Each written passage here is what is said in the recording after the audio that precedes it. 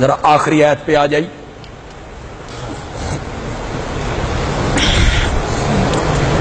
یہ جو میں نے جہاں سے آج شروع کیا آیت نمبر 120، اس آیت میں اللہ کہتے ہیں کُلًّا نَقُصُّ عَلَيْكَ مِنْ أَنْبَاءِ الرُّسُلِ.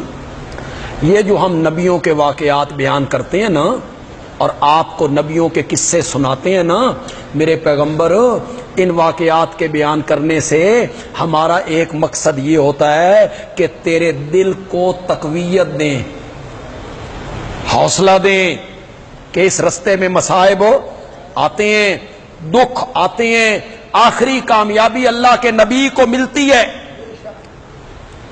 آخری آیت پہ آئیے جی. کتنے دعوے ہیں سورت کے؟ 4. پہلا دعویٰ کیا ہے؟ عبادت کے لائق اللہ. دوسرا دعویٰ کیا ہے؟ عالم الغیب اللہ. تیسرا دعویٰ کیا ہے؟ جرت سے پہنچا، بہادری سے پہنچا، مصائب آئیں گے گھبرانا نہیں. چوتھا دعویٰ کیا ہے؟ ضد کی وجہ سے نہیں مان رہے ہیں، بے ایمان ہے یہ. مولانا حسین علی کہتے ہیں اللہ نے سورت کے آخری آیت میں 4 دعووں کو ایک مرتبہ پھر بیان کیا. وَلِلَّهِ غَيْبُ السَّمَاوَاتِ وَالْأَرْضِ. کون سا دعویٰ ہے؟ یہ دعویٰ دوسرا تھا، دوسرا دعویٰ تھا. وَلِلَّهِ غَيْبُ السَّمَاوَاتِ وَالْأَرْضِ. زمین و آسمان کی چھپی ہوئی چیزوں کا جاننے والا صرف کون ہے؟ وَإِلَيْهِ يُرْجَعُ الْأَمْرُ كُلُّهُ. سارے معاملات اسی کی طرف لوٹائے جاتے ہیں، ہر معاملہ اسی کی طرف لوٹایا جاتا ہے. فَاعْبُدْهُ. نہیں نہ سمجھے؟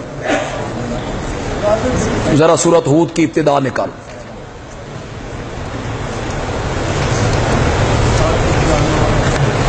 صفحہ نمبر 286. یہ پتہ چلے گا نا پھر مولانا حسین علی کے انداز کا کہ کیا رنگ ہے، قرآن فہمی کا کیا رنگ ہے. پہلا سورۃ ہود شروع ہو رہی، کتاب احکمت آیاتہ ثم فصلت. یہ عظیم الشان کتاب ہے جس کی آیتیں بڑی محکم ہیں. پھر یہ بات بھی سنو، اس کو کھول کھول کے بیان کیا گیا ہے. من لدن حکیم خبیر. بھیجنے والا حکیم بھی ہے، خبیر بھی ہے. مولا کہنا کیا چاہتا ہے؟ فرمایا منوانا یہ چاہتا ہوں اللہ تعبدوا الا اللہ، کہ عبادت کرو تو صرف کس کی کرو؟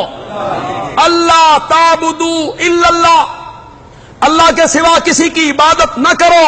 ساری صورت کو بیان کرتے آئے، آخر میں آ کے اللہ کہتے ہیں فاعبدہ.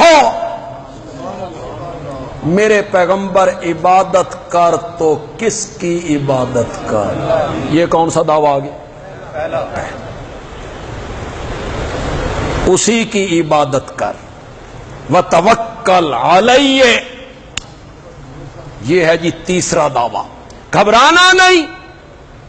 مصائب آئیں، دکھ آئیں، تکلیفیں آئیں، ہجرت پہ مجبور ہونا پڑے، بیٹیوں کو نیزے مارے جائیں، چچا کے جسم کے 12 ٹکڑے کر دیے جائیں، مدینے میں جا کے بھی سکھ کا سانس نہ لینے دیا جائے، گھبرانا نہیں. توکل علیہ.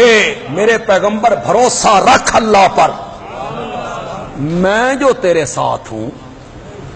یہ تیسرا دعویٰ ہے. وما ربک بغافل اما تعملون. یہ چوتھا دعویٰ ہے. جو کرتوت یہ کر رہے ہیں، جس ضد پر اور عناد پہ اڑ کے یہ حق کو تسلیم نہیں کر رہے ہیں، تیرا رب ان کے عملوں سے بے خبر نہیں ہے. ہمارے پاس آئیں گے تو ہم ان سے پوچھیں. یہاں میں پھر ایک دفعہ لوگوں سے پوچھنا چاہوں گا، معبود جو ہوتا ہے، الہ کا معنی ہے معبود، الہ کا معنی ہے معبود. الہ کہہ لو، معبود کہہ لو. الہ جو ہوتا ہے اس میں کتنی صفتوں کا ہونا ضروری ہے؟ زور سے بولو ذرا. دو. پہلی صفت کیا؟ عالم الغیب ہو. اگر وہ میرے حالات سے واقف نہیں تو سجدہ کیوں؟ اگر وہ میرے حالات سے واقف نہیں اس کی پکار کیوں؟ اگر وہ میرے حالات سے واقف نہیں اس کے نام کی نظر و نیاز کیوں؟ تو جس کی عبادت کرنی ہے، پکار کرنی ہے، نظر و نیاز دینی ہے، سجدہ ریزیاں کرنی ہے، اس کو میرے حالات سے باخبر ہونا چاہیے. تو الہ کی پہلی صفت ہے عالم الغیب ہونا، اور معبود کی دوسری صفت ہے مختار کل ہونا. میں جو چیز اس سے مانگ رہا ہوں اس کے پاس ہونی چاہیے، دے نہ دے اس کی مرضی ہے. مالک ہو، مختار ہو، متصرف ہو، قادر ہو. اگر وہ قادر نہیں، مختار نہیں، مالک نہیں تو کیوں مانگوں، کیوں پکاروں؟ یہ دوسری صفت ہے. سارے اختیار اس کے پاس ہوں. یہ معبود کی دو صفتیں ہیں. یہاں سورت ہود کے آخر میں اللہ نے انہی دو صفتوں کا ذکر کیا. للہ غیب السماوات والارض. کون صفت آ گئی؟ زور سے بولو. عالم الغیب میں ہوں. وَإِلَيَّ يُرْجَعُ الْأَمْرُ كُلُّهُ.